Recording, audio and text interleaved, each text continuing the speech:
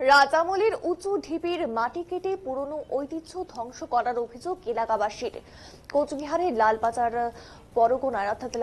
পরগনায় অবস্থিত নগর লালবাজার এলাকায় রাজমহলের ঐতিহ্যবাহী গড়ের মাটি কেটে পুরনো ঐতিহ্যকে ধ্বংস করে দেওয়ার প্রক্রিয়া চলছে অহরহ। আর প্রশাসনিকভাবে কোনো পদক্ষেপ না নেওয়ায় মাটি মাফিয়ারা যত্রতত্র উঁচু জমি থেকে সেই মাটিগুলো কেটে নির্বিঘ্নে অবাধে ব্যবসা চালিয়ে যাচ্ছে। জানা যায় দিনে রাতে তারা সেই উঁচু জমি থেকে মাটি কেটে এলাকার নানা স্থানে বিক্রি করে দিচ্ছে, আর সেখানে পার্শ্ববর্তী জমির মালিকদের ইন্ধন রয়েছে বলে অনেকেই মনে করছেন। স্থানীয় এক বাসিন্দা জানালেন যে রাতের অন্ধকারে কখনো দিনের বেলাতেও কে বা কারা এই মাটিগুলো কেটে নিয়ে যাচ্ছে জানি না। এটি একটি পুরনো দিনের ঐতিহ্যবাহী গড় হিসেবে দেখে আসছে। এই গড়ের মাটি কেউ কেটে নিয়ে যাক কিংবা পুরনো ঐতিহ্য ধ্বংস হয়ে যাক, এটা মানা যায় না। এ ব্যাপারে প্রশাসনের হস্তক্ষেপের আর্জি তিনি জানিয়েছেন।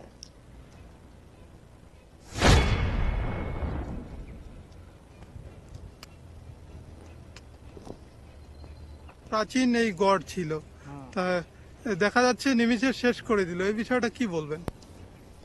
আগের গড় ছিল, এখন কাটে নিয়ে গেছে মানুষ। আমরা এখন কি বলি, কিছু তো বলতে পারবো না। ওটা তো একটা অতীত ইতিহাস ছিল, তো এখন কেটে নিল। আপনার কি আজকে প্রশাসনের লোক আসছে, তারা কি জিজ্ঞাসা করলো আপনাকে? কে কাটলো কে না কাটলো ওটাই জিজ্ঞাসা করলো। আচ্ছা, যে আমরা জানি না। কখন আসছে ওরা? কারা? ওই প্রশাসনের লোক কিছুক্ষণ আগে না আসলো। আচ্ছা, সবাইকে জিজ্ঞাসা করলো এখানকার? হ্যাঁ হ্যাঁ। আচ্ছা, আপনার নামটা? এই জায়গাটার নাম? প্রাচীন লালবাজার এলাকায় একটি পুরাতন গড় নামে পরিচিত, সেটিকে কেটে ফেলা হচ্ছে। বিষয়টা নিয়ে কি বলবেন? লালবাজার গড় বলতে আপনি কোন পোর্শনটার কথা বলছেন? দেবনাথ পাড়ার ওই দিকটা। দেবনাথ পাড়া, নতুন বাজারের দক্ষিণ। দক্ষিণ।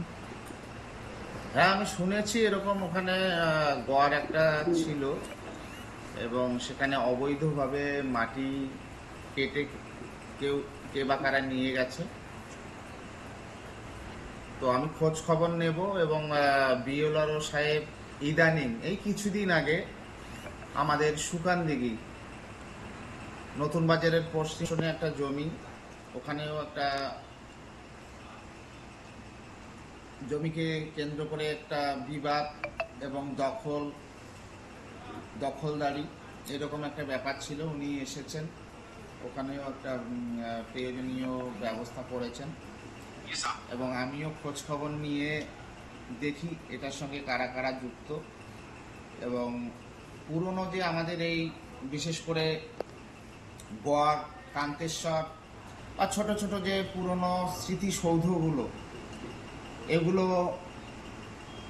কিছু অবৈধভাবে লোক নিজের দখলীকৃত করবার জন্য এইসব করছে। আমি আমার তরফ থেকে আমি বিএলআরও সাহেবের সঙ্গেও কথা বলবো এবং উনি তদন্ত করে এই জমিটা আমাদের সরকারি জমি যদি হয়ে থাকে উনি উদ্যোগ নেবেন। আর আমরাও দেখি এর সঙ্গে কারা জড়িত। এগুলো পুরনো স্মৃতিগুলো এগুলো ধ্বংস হয়ে যাচ্ছে, এটা একদম ঠিক নয়। কারণ পুরনো স্মৃতি আঁকড়ে ধরবার জন্য আমাদের বিভিন্নভাবে যে কোচবিহারের যেমন রাজবাড়ির থেকে আরম্ভ করে বিভিন্ন স্মৃতিসৌধগুলো আর্কিটেক্টরা প্রচেষ্টা চালাচ্ছে। এগুলো একটা প্রদর্শনীর মধ্য দিয়ে আমাদের পরবর্তী প্রজন্মের বাচ্চারা এই স্মৃতিগুলো দেখবে বা এগুলো থাকবে। তো এই ধরনের কাজের সঙ্গে যারা লিপ্ত, যারা এই পুরনো স্মৃতিগুলোকে ধ্বংস করতে চায়, সেটা ব্যাপারেও আমরা দেখবো আর কি।